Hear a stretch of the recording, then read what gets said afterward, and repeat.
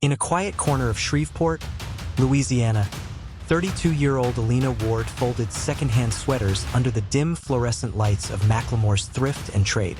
Her back ached, her feet were swollen, and her mind swirled with worry. Rent was 2 weeks overdue. Her son Malik needed new shoes, and her ex hadn't sent child support in 5 months.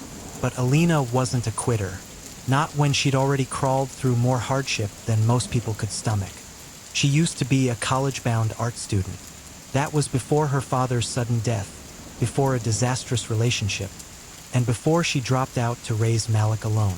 Now she was surviving barely, on $11.25 an hour and the belief that something better had to be out there. Somewhere.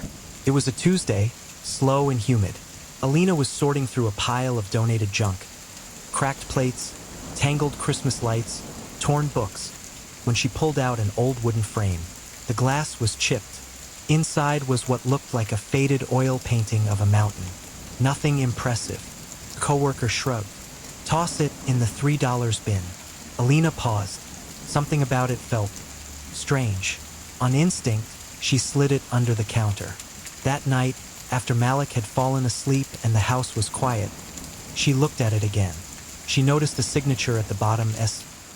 Delacroix, and a series of odd, deliberate brushstrokes that didn't match the rest of the painting. Curious, she posted it in a small Facebook art group, asking if anyone recognized the style. She almost forgot about it until the replies exploded. S. Delacroix? Are you joking? That could be worth thousands. Another user added, "Looks like it's from the Hidden Horizon collection. Only 6 were ever confirmed to exist. One's in the Smithsonian." Alina's heart pounded. A few members urged her to take it to an art appraiser immediately. Skeptical but intrigued, she called around the next day and found a small-time appraiser in Baton Rouge who agreed to look at it. She drove the 3 hours nervously, Malik in the back seat watching cartoons on her phone, while her mind played ping-pong between hope and disbelief.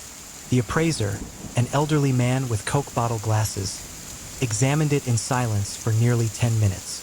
Then he looked up and whispered, "Miss Ward, where exactly did you find this? It wasn't a print. It wasn't a replica. It was a lost original from 1964, believed destroyed in a warehouse fire in France. Its estimated value? $480,000. Alina sat frozen in the chair, her ears ringing. She didn't cry. Not yet. She just stared at the frame like it might disappear if she blinked. But the story was far from over. News leaked fast. A rare Delacroix discovered in a Louisiana thrift shop was the kind of headline that turned heads across the globe. Within a week, she had interview requests, gallery offers, and even a private message from a mysterious collector offering $750,000 in cash. No questions asked. But Alina was smart. She didn't sell.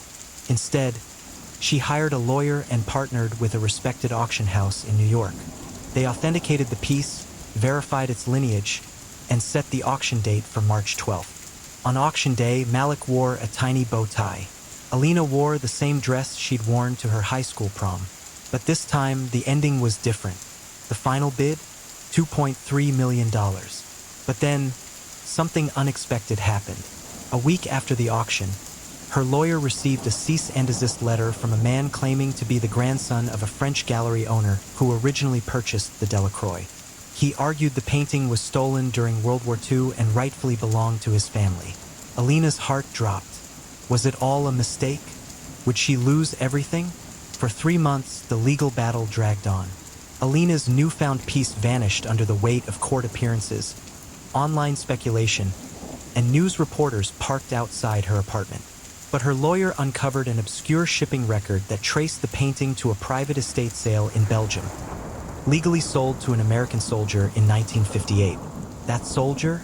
Her great-uncle James, whose belongings were donated after his death. The painting had been in the family all along. She'd never known. With the money officially hers, Alina didn't go wild. She didn't buy a mansion or throw lavish parties. Instead, she paid off her debts, bought a modest house, and created the Ward Foundation, a nonprofit that funds arts education for single parents and underprivileged kids. Malik now attends a private school with a full scholarship. Alina went back to college part-time, finally finishing her art degree, while mentoring young mothers just like her.